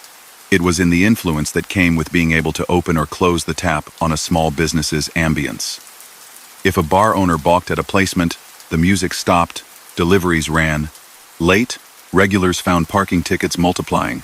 And then, after a quiet meeting, the problems eased. He framed it as efficiency. The law recognized the pressure behind it and called it something else. Loans flowed from social clubs that looked like living rooms with card tables. The borrower sat, explained a problem, and left with cash that cost more than any bank would dare charge. Weekly payments came due whether business was good or bad. Collectors kept voices level and made sure schedules were respected. Late payers experienced a tightening circle calls to relatives, polite conversations with partners, a reminder visit to a workplace that hinted at the next step. He disliked scenes. He wanted the repayment to feel inevitable. When a borrower truly could not meet terms, the debt turned into leverage. A job favor, a small introduction, a vote steered in a union hall. Money created obligations that could be redeemed in many forms. Influence in labor was the lever that let him turn small money into larger money. In Buffalo, Laborers Local 210 became known in reports as a hub where under-the-table authority guided which crews got on which sites and how quickly a project moved. A foreman who found a roster filled with unfamiliar names might be told not to worry because those men would not show up anyway. The payroll line served a different purpose. Quiet repayment of a loan or a debt owed to someone who had smoothed a permit. On other days, pressure moved the opposite direction.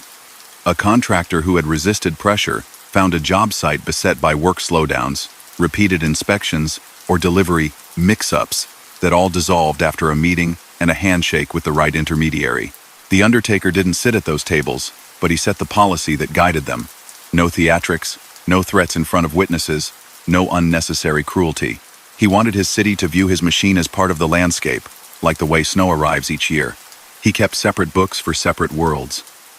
The funeral home ran on formal ledgers and receipts that would pass muster under a bright light. The other world lived in coded notebooks and memories trained to carry tallies from week to week. He preferred not to write down anything that could be quoted back to him. When numbers had to be written, names turned into initials or nicknames, places into abbreviations, dates into ambiguous marks. Accountants inside the circle learned to translate without asking too many questions. Money moved in ways that left few bank trails. Envelopes, safe deposit boxes, cash hidden in places ordinary house guests would never think to look. Part of this caution came from long experience. Part of it came from his instinct to treat anything that made noise as a risk. He made friends where they mattered.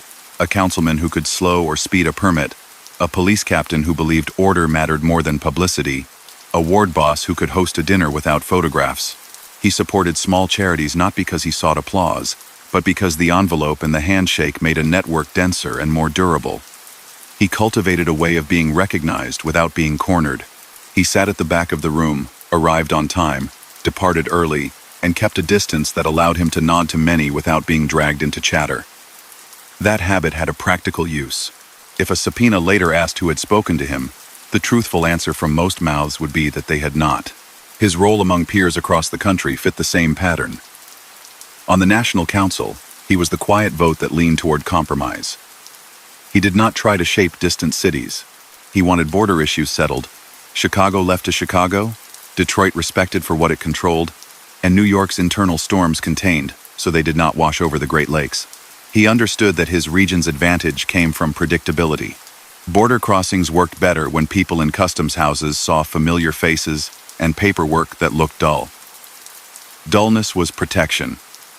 Anything that threatened to make Western New York look dramatic was to be discouraged. He sent signals that riskier markets were not worth it. He did not ban narcotics in words carved in stone. But he treated that trade as a line that brought ruin. Younger men sometimes pressed, pointing to quick returns. He reminded them of cases that dragged for years, of sentences that turned short into long, of wiretaps that spread outward once a drug investigation began. The Canadian side had its own currents, including figures who were not bound by his caution. He kept his house focused on gambling, loans, and labor influence. Even when associates on the periphery were arrested for narcotics, he held his line. Distance, denial, and discipline. The border gave him options and headaches. During the liquor years, small boats learned quiet channels under moonlight. Later, trucks took routes that crossed bridges at times when traffic was thick enough to hide within. Customs paperwork on legitimate cargo was arranged so that the right trucks landed in the right lane, waved through by an officer who recognized a company name and a punctual record. If a particular crossing drew too much scrutiny, he shifted to another.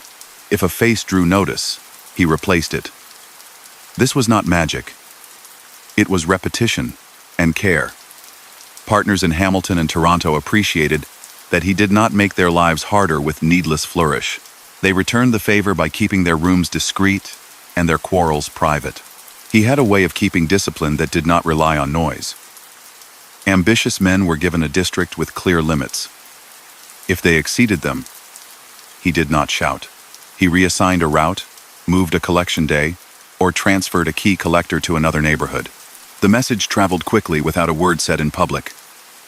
When someone crossed a line that could not be ignored, he used isolation as a weapon. Doors that had opened for years stayed shut. Requests for help found no response. People learned that exile inside a network could feel as punishing as any headline. When law enforcement evolved, he adjusted his routines, but not his core beliefs. The arrival of enterprise statutes meant prosecutors could describe his world to juries in a single story, rather than as isolated fragments. He answered by reducing how many people could pass a message, by insisting that only a small circle knew certain schedules, and by ensuring that legitimate fronts kept an even more meticulous face. He still refused interviews. He still walked out of courthouses with a small nod and no speech. He still trusted calendar pages to wear down momentum. The years built a public mythology that he never encouraged but could not avoid. Some residents described him as a stern patriarch who kept streets calmer than they might have been otherwise. Others remembered paying for the privilege of not being bothered and did not romanticize the exchange. He did not waste time worrying over image. His focus stayed on the map. This route, that drop, this steward, that coin box, this captain's temper, that detective's persistence. He believed a person could control processes, even if he could not control opinions. He used the funeral home not as a shield for wrongdoing, but as a template for how to act. The business taught punctuality, attention to detail, and respect for people at their most vulnerable. Those habits carried over. He demanded that collections be made with courtesy, that clients be treated as customers even when they had little choice, and that money be handled with cleanliness and accuracy. He feared sloppiness more than he feared raids. Raids came and went. Sloppiness ate the center. Not every decision aged well. The cash reserves that he built for emergencies as he saw them looked different to men who carried envelopes through winter streets. The burglary that exposed those reserves tore a fabric that had held since Prohibition. He could explain the logic. He could not erase the feeling of unfairness that lived in other men's heads. That rift did not topple him while he lived, but it softened the ground for later quarrels. It also taught law enforcement that secrets hid in places only a family would think to search. He relied on family, but not blindly. Kinship opened doors. It also carried risk. He placed relatives in jobs they could handle and kept them away from rooms where a single slip could ripple outward.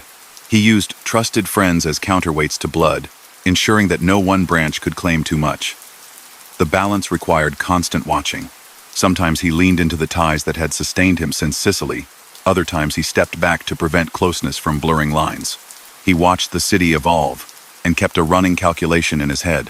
When factories sold machines and gave way to warehouses with fewer workers, he adjusted where bets were collected and which bars needed machines to fill quieter nights. When neighborhoods changed, he found new intermediaries who spoke the language and carried themselves with the same discretion he valued. He did not view change as a reason to panic. He saw it as another rhythm to learn. He kept a ledger of favors. A doctor who arranged a quick appointment for an older aunt. a lawyer who filed papers late on a Friday, a building inspector who returned a call when others would not. He did not ask immediately for repayment. He waited, until a moment when a call would solve a problem quietly. People later said he had a long memory. It was accurate. He remembered kindness, slights, and skill. He promoted based on results and reliability rather than charm. He lived modestly by choice and by strategy. He wore the same cut of suit for years, drove cars that blended into traffic, and declined invitations that came with photographers. He liked meals at home, small gatherings with relatives, and the calm of a late-night walk down a neat hallway. The ordinary protected him because it left little for others to point at. He believed that the more unremarkable the packaging, the longer the contents would last. He understood that investigators were human. He expected them to tire, to rotate, to be pulled to louder cases. He played the odds that if he created no scenes, his file would slip to the middle of a stack and stay there long enough for pressure to ease. Sometimes he was wrong. In those seasons, he relied on lawyers who knew which motions delayed which deadlines, on accountants who could produce explanations that did not break under questions, and on his own refusal to embellish. A simple denial is harder to dismantle than a story. He had no taste for memoirs or speeches. He did not lecture younger men about history, except when they needed a story to cool their enthusiasm. Then he might mention a bright figure from another city who decided to run a loud operation and ended up in prison or worse. He left the punchline unspoken. The lesson carried itself. He wanted the next generation to understand that a quiet dollar paid every week is worth more than a loud stack that attracts flashbulbs. His crimes were the same as those practiced by men like him in other cities. But the way he did them set him apart. He turned extortion into a service call, loan sharking into a ledger line, illegal gambling into a neighborhood habit, and labor racketeering into the grease that kept some civic gears from grinding. He bribed through intermediaries who looked like small-time business owners doing favors for friends. He obstructed investigations by keeping conversations so brief and bland that witnesses had nothing colorful to repeat. He kept his distance from violence as spectacle, not out of softness but out of calculation. He knew public harm cut into private profit. The record that accumulates around such a life never tells every detail. It shows arrests for conspiracy tied to gambling, convictions for men beneath him, seizures of ledgers that list initials and sums, and a handful of photographs of a quiet man leaving a courthouse without comment.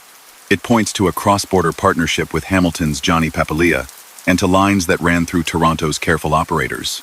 It links his circle to unions that influenced job sites and to vending companies that own the soundtracks of dozens of small bars. It includes the famous raid that proved to the country that leaders met, even if he avoided the net that day. It includes the public testimony by a New York soldier who named cities and bosses for all to hear.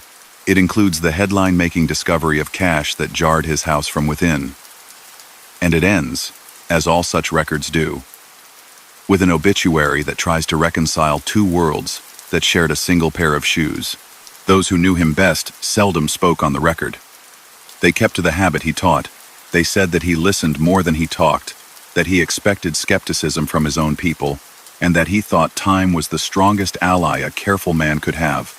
That belief took him from the days of small steamers on the river to the age of television, from first-generation immigrant summers to a twilight where the city watched him grow old without ever hearing him raise his voice. The structure he built depended on thousands of small decisions made without fuss. He trusted that most people, most days, prefer the path of least resistance, and he positioned himself where their steps inevitably led. When he was gone, the blueprints remained for a while. Routes still existed. Contacts still answered. But even a design that had survived half a century needs a foreman who understands every squeak of every hinge. He had been that foreman. He had memorized the noises, timed the cycles, and enforced the pauses. Without him, the same machine could run, but the margin for error tightened. That, more than any single arrest or headline, explained why the era after him felt different. He had been the weight that kept many small levers from flying loose. The city would always remember him in two frames: the quiet man adjusting a tie in a funeral home mirror and the unseen hand that scheduled cash and favors across a region. To pretend one did not exist would be dishonest. To glamorize either would be unjust. The truth sits in the steady, unremarkable churn of businesses, touched by a shadow that preferred to remain a rumor until a subpoena forced a name onto a page. He mastered that balance for longer than most. That is why his name still rides conversations on both sides of the river, whenever people try to explain how a place can feel orderly while hiding so much activity just beneath the surface. Factories still rang in Lackawanna, grain elevators still shadowed the river, and freight trains still stitched towns together from Erie to Tonawanda. He understood that a region like this with steel, chemicals, paper, and power was a landscape of predictable habits. Shifts began and ended at set hours, paydays came in cycles, and cash-heavy small businesses opened and closed like clockwork. That regularity made his machine possible. He matched routes to schedules, collectors to neighborhoods, coin pickups to bar hours, and phone room staffing to sports calendars. He didn't need chaos, he needed patterns, and Western New York supplied them in abundance. The map of his sphere included more than the city by the falls. Down the lake, Erie, Pennsylvania, functioned as a satellite, a place where crews took wagers and managed machine routes with the same discipline he demanded at home.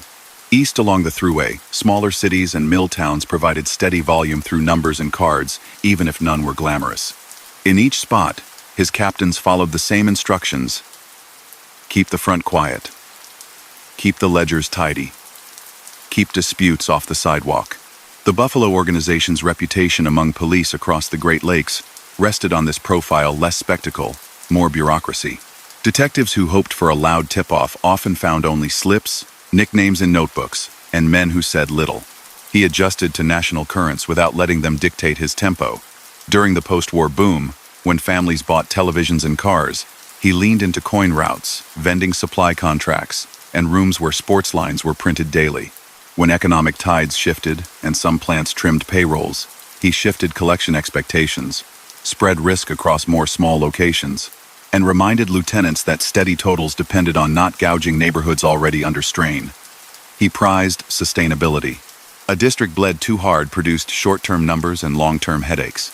The national council meetings he attended or influenced, whether in person or by proxy, reinforced this stance. He preferred disputes solved with arithmetic rather than anger. If two families fought over a border, his contribution to the discussion was almost always a question about who had invested first, who paid to keep order in lean years, and which arrangement would attract fewer headlines. He didn't chase alliances with every city.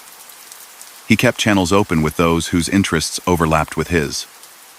Detroit had its own center of gravity. Cleveland, Pittsburgh, and Chicago did as well.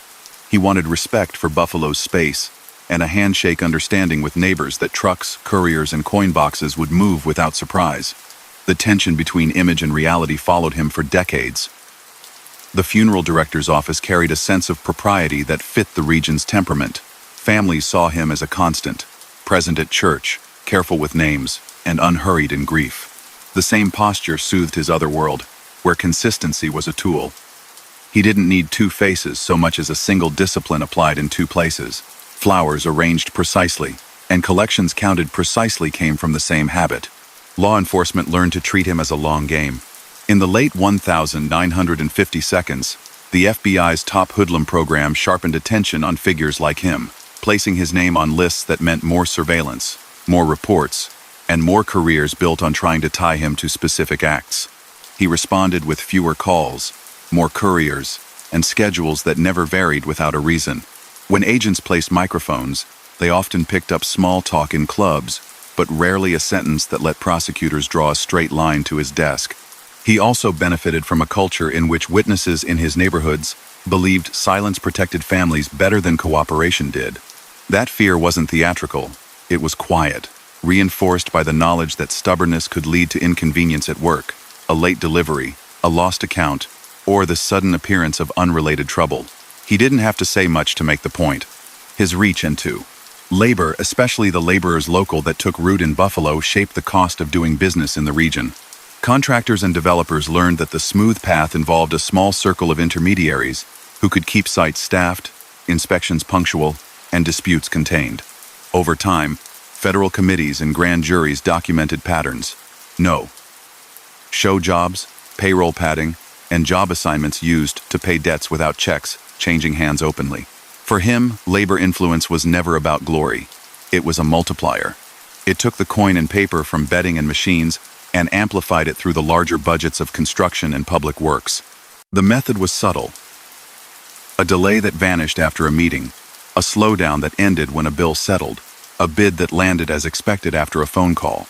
The bridges added texture. 4 crossings within a short drive, a few in view of the spray, others farther downriver meant options. A truck with legitimate cargo could pass through routinely if it built a reputation for punctual paperwork. When the load also contained goods that skirted taxes, cigarettes, later certain electronics relationships at the line mattered. He did not regard the border as a fence to leap. He treated it as a gate to be opened with reliability. That's why he invested in fronts that explained movement. Supply companies that needed to be on both sides, service providers with customers in Ontario and New York, vendors who could account for their trucks' presence in the plaza at odd hours. On the Canadian side, Hamilton and Toronto leaders mirrored this approach. They organized clubrooms that did not advertise, recruited staff who knew when to say nothing, and ensured that their own police had to work hard to find a headline.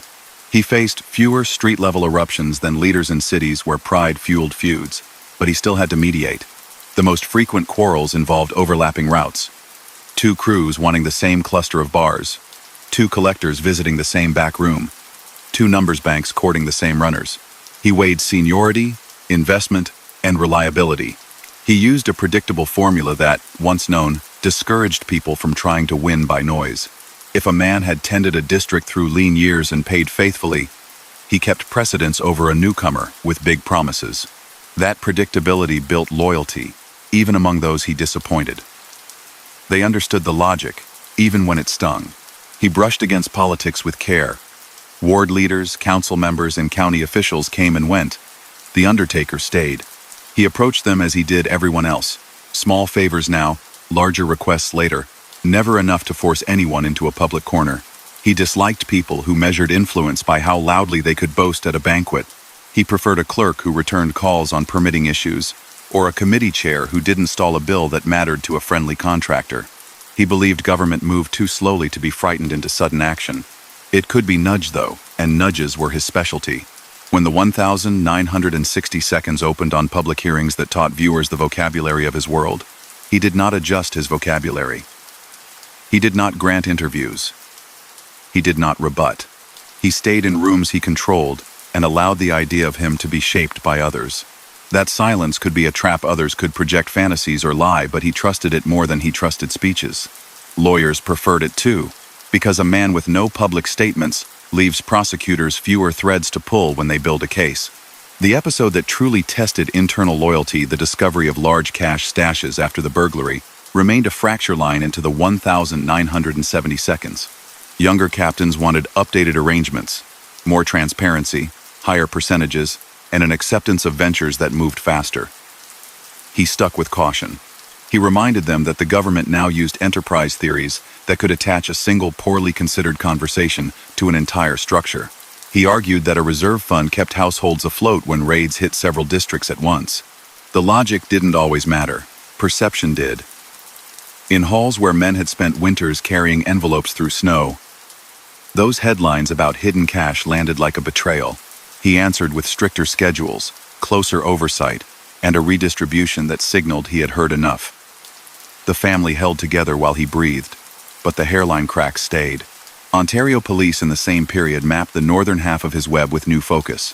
They tracked Hamilton's operations under Papalia and watched Toronto's careful circles under leaders who preferred slow money. Cases tied those towns to Niagara Falls Street, Catherine's, and back across the bridges into Buffalo's orbit. Reports described truck routes, club rooms with controlled access, and influence over small unions that could sway which suppliers got contracts. Some of those reports ended in quiet arrests that trimmed the edges of the machine. The center remained. The early 1,970 seconds brought legal tools that would change the landscape nationwide. The racketeering statute gave prosecutors a way to describe his world as a continuing enterprise rather than as a stack of small cases. He felt the difference as agents combined tapes, travel records, betting slips, and testimony into narratives that jurors could follow. Yet even then, he avoided a long sentence. Some counts were dismissed, others ended with lesser penalties for men beneath him. Some cases stalled because witnesses vanished, memories failed, or judges rejected evidence gathered with too little care. He didn't gloat. He simply went back to work and to the same modest routines that had protected him for years. People often wonder how someone could lead a criminal network and still earn respect from neighbors. The answer, in his case, lies in manner. He did not swagger. He didn't cut lines or bark orders at shopkeepers. He wrote checks for parish repairs and showed up quietly at wakes for families who would never know what else he did with his afternoons. He was unfailingly polite. None of that made his enterprise less harmful. It made it less visible. It allowed people to hold two versions of him in their minds and to choose the one that fit the moment. He measured success not by headlines but by anniversaries. Networks that survive 5, 10, 20 years do so because the mundane is managed. He insisted on replacement parts for jukeboxes and trucks before they were needed, backup runners for numbers routes during flu season, and a list of bars to shift machines into when one spot changed ownership. Those details did not make for exciting stories, but they made for longevity. He cared more about next Tuesday's totals than about last month's chatter. His stance on narcotics remained consistent. He saw narcotics cases ruin the discretion he prized. Associates caught in those cases generated informants and long trials that spilled names and routines into public view. When Canadian allies faced trouble tied to that market, he used the moment to argue once more against venturing into it. If men chose to ignore him at the edges, he created distance and focused on keeping his core operations untainted. In later years, some memoirs and police files debated how much he knew or tolerated. What's clear is that he never reorganized his house to depend on that trade, a choice that kept his heat lower than it might have been. He trained successors in habits, rather than in scripts. He wanted them to learn how to read a room, how to measure a man's reliability, how to balance firmness with courtesy, and how to time a meeting so that a visit could be mistaken for a social call. He reminded them that cityscapes change. A bar that anchors a route for years can close without warning. A ward leader can lose an election. A union can merge. He viewed adaptation as daily maintenance rather than drama. In his final seasons, with court dates on the calendar and murmurs in his house, he still found time to adjust flower arrangements and check that the procession for a morning service would leave precisely when the family expected. That small scene, more than any courtroom photo, explains why he lasted. Attentiveness.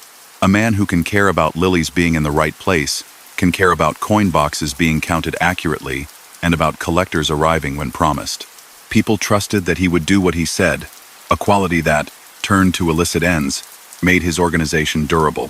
When illness at last drew the curtain in 1974, he left behind a blueprint and a question. The blueprint showed routes, habits, allies, and a rhythm that had kept trouble at bay. The question asked whether anyone could maintain that rhythm without the quiet authority he projected simply by sitting in a chair and listening. For a while, those who followed tried. They emulated the low profile, the measured responses, and the reliance on predictable income streams. But the world outside kept changing. Prosecutors got better at enterprise cases. Television and newspapers linked events across cities faster. Canadian counterparts grew more independent. Rochester, freed from a hand it had both relied upon and resented, tumbled into loud disputes that proved his point about the danger of spectacle. His life, looked at whole, resists simple narratives. He rose through immigrant networks, exploited dry laws to build capital, and spent decades refining a multi-city revenue system based on gambling, loans, labor leverage, and influence. He maintained ties across a national underworld while avoiding the hubris that brought down showier figures. He cultivated a civic face that made him harder to isolate.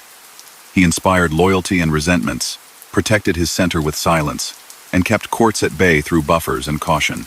The damage his model inflicted on borrowers, on small businesses, on public budgets, was real and often hidden in line items rather than in sirens.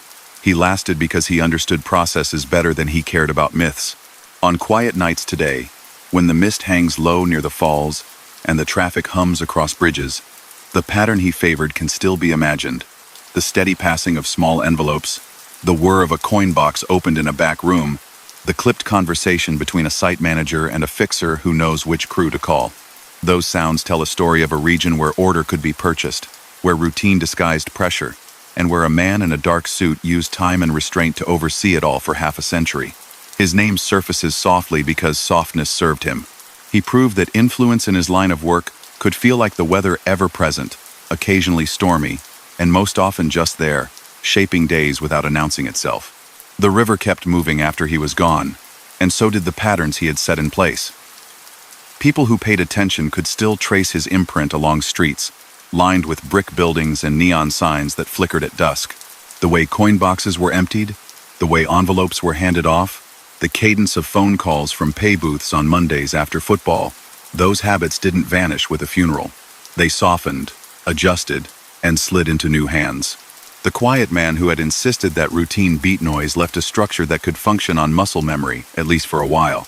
His long rule made sense only when you looked at how he began. A boy from a Sicilian port learned early that trust was currency, and that survival depended on listening more than speaking. He carried that lesson into immigrant blocks where a name could open a door or shut it.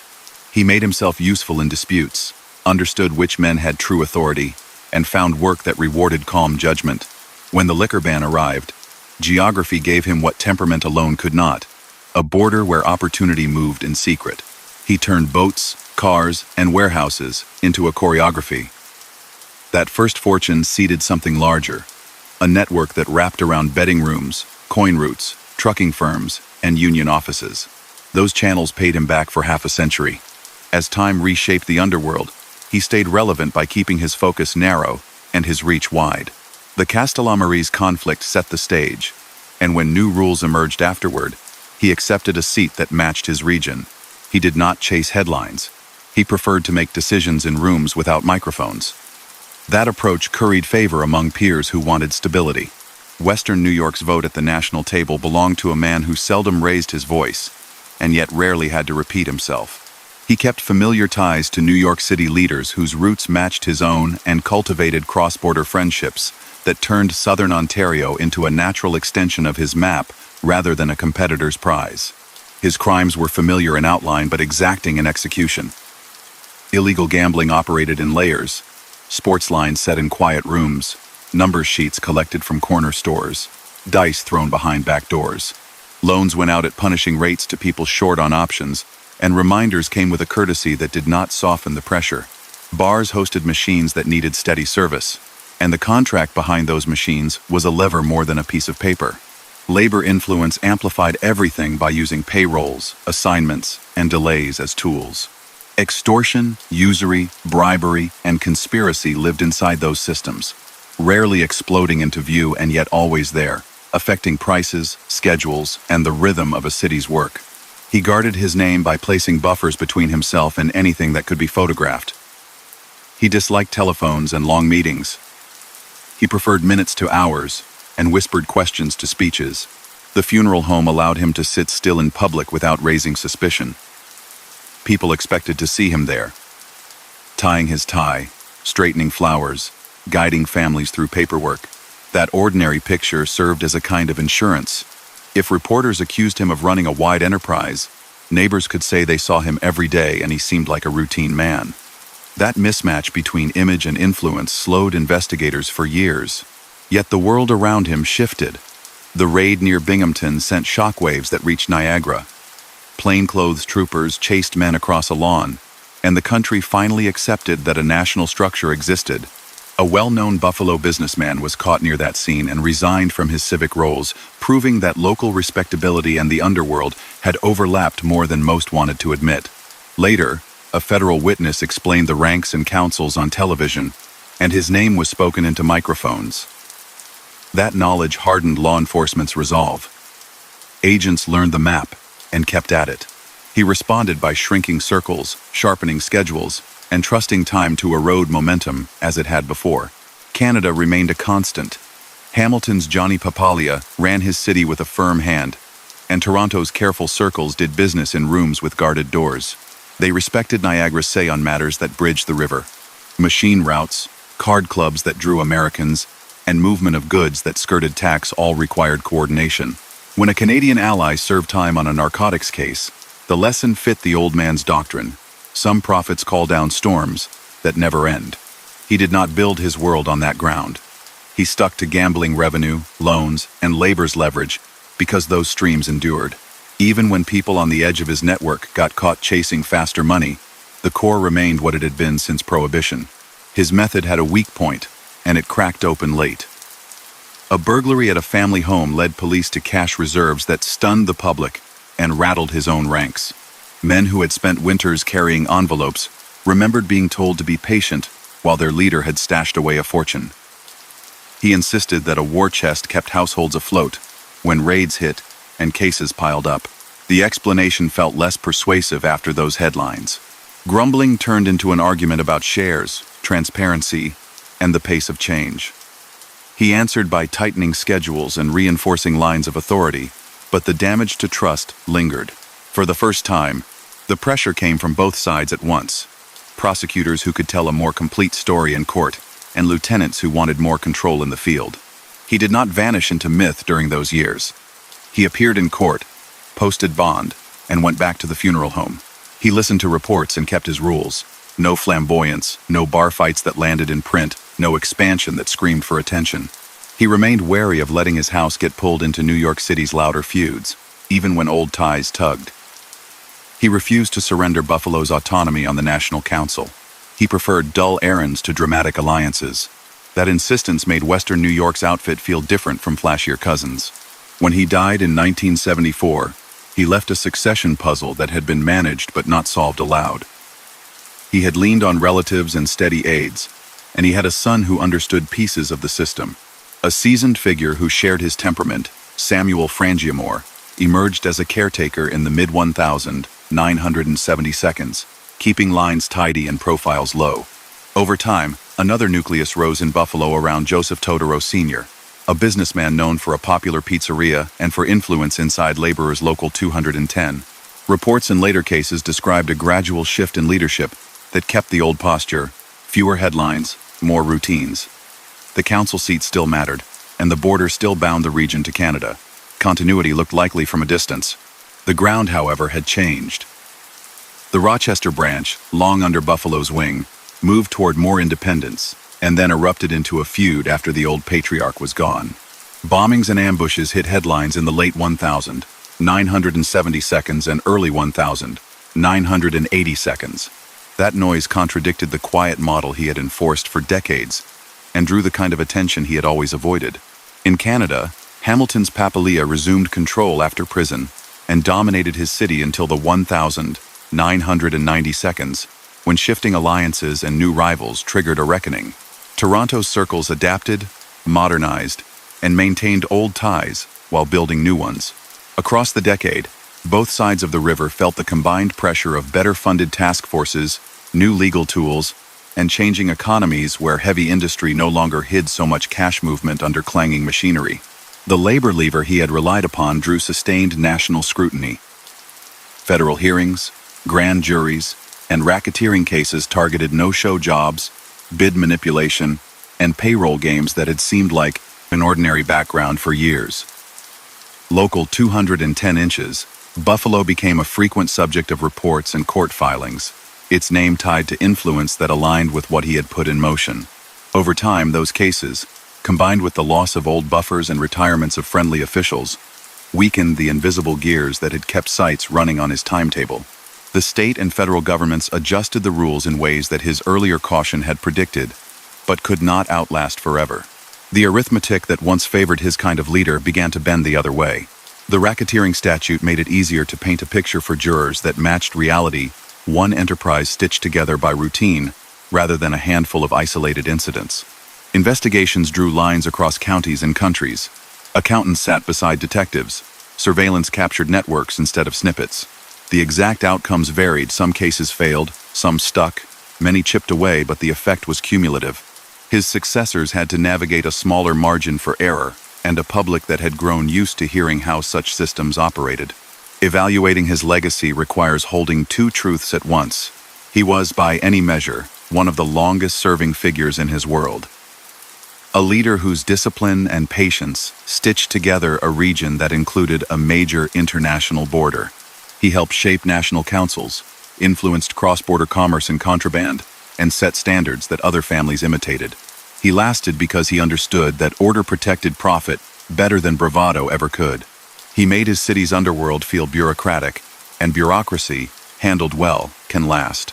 The cost of that longevity was paid by people who never sat at his tables. Gamblers lost wages that kept homes afloat. Small business owners paid for service that meant safety from problems they hadn't created. Borrowers sank under interest that left them working longer for less. Public contracts swelled in price when labor pressure redirected timelines and teams. The civilization of his methods, no loud threats, no showy scenes, did not reduce the weight of the pressure. It only made it easier for the system to keep going without provoking outrage that might have stopped it sooner. He believed in reading rooms more than reading newspapers, and that instinct carried him through eras that destroyed men who loved cameras. He navigated prohibition, adapted after repeal, made peace after the wars of the early 1932, and maintained a coalition that stretched from Lake Erie to Lake Ontario to the harbors of Sicily. He respected institutions he did not control: the church, civic clubs, and the slow machinery of local government, and used that respect as camouflage. He never claimed to be a romantic outlaw. He thought of himself as a manager, and the city felt the consequences of being managed by someone whose goals did not match the public's. People who study his life point to fixed moments that reveal the most. A council meeting, where his measured silence set the tone. A wake where he greeted families with kindness, while arrangements to collect on loans proceeded in back rooms. A border crossing where a truck moved because years of punctual paperwork had made it invisible.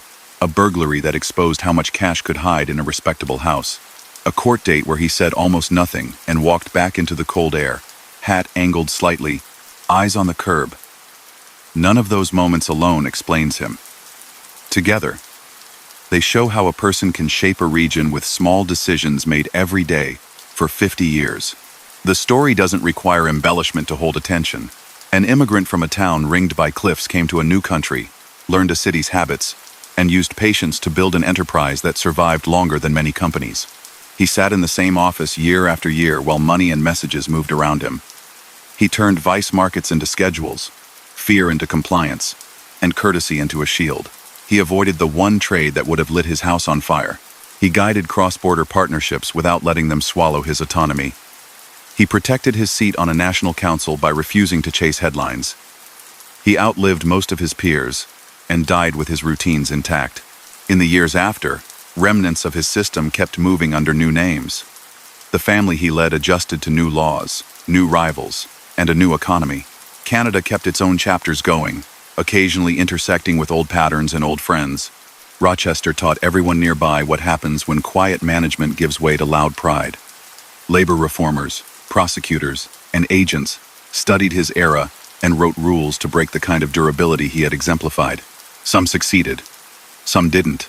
The river, indifferent, kept rolling. If you walk the blocks he walked, very little shouts his name. A funeral home that once served as a daily stage for routine grief now sits in memory. Bars have changed owners. Machines have gone digital. Coin boxes and paper slips feel like artifacts.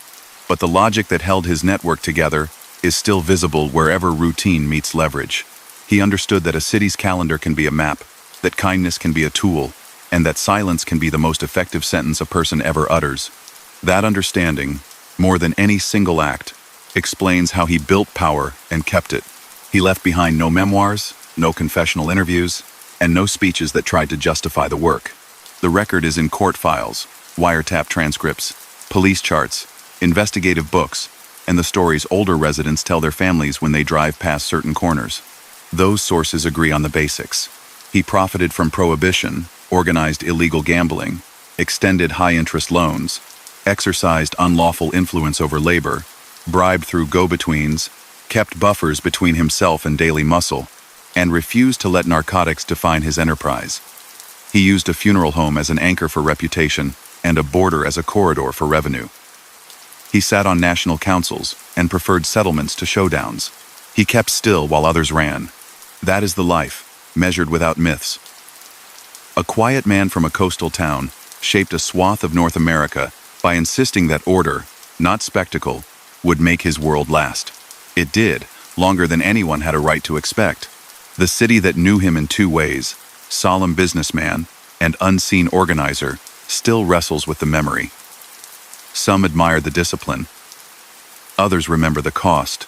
Either way, the story endures, not because of fireworks, but because of the hum of a machine that ran in the background for decades, tuned by someone who believed that the surest way to win attention's war is never to fight it. And that concludes tonight's story from the Silent Empires. Stefano Magaddino here, thanking you for walking the quiet paths of power and secrecy with me. If this tale kept you company tonight, remember to like the video, subscribe, and leave a comment. I always enjoy knowing where these stories travel. Until we meet again, may the silence of the Empire rest over you, and may the echoes of history drift softly into your dreams. Good night.